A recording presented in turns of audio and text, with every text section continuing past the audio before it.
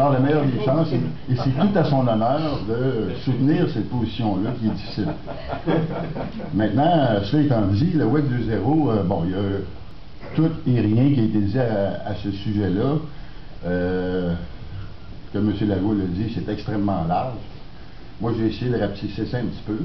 Puis évidemment, ce que je vais parler ce matin, ce pas des sujets qui sont facilement compréhensibles. Il y a beaucoup de mots technologiques, puis une espèce de jargon qui entoure la réalité de ce qu'est le Web 2.0. Cependant, le Web 2.0, c'est parti d'un constat.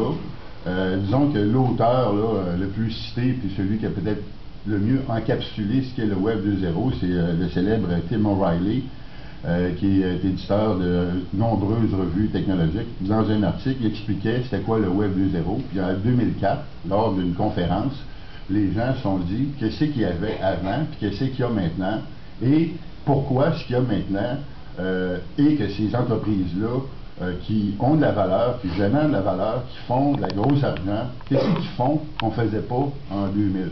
Donc c'était un peu ça le Web 2.0.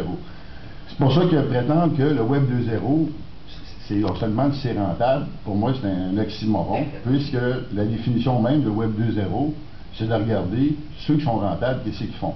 Alors, que font ces gens-là? O'Reilly a encapsulé ça dans 7 constats. Et le premier constat, gros mot, des services à extensibilité rentable plutôt que des logiciels emballés.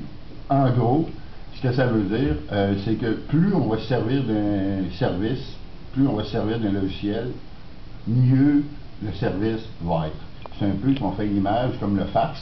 Si vous êtes 3 à avoir un fax sur la planète, c'est pas bien le fun. Quand on est rendu qu'il y a 100 millions de fax, le fax devient une technologie que c'est le fun d'utiliser. Un autre exemple, BitTorrent, c'est un logiciel de partage de contenu que plus de gens, on va supposer que vous avez un film, et ce film-là, il est divisé en portions.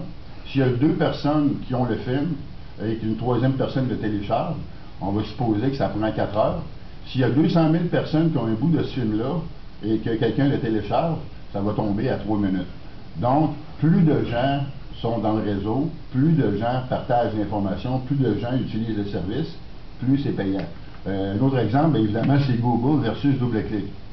DoubleClick a misé les plus grosses compagnies de la planète pour faire du monitoring publicitaire sur leur site.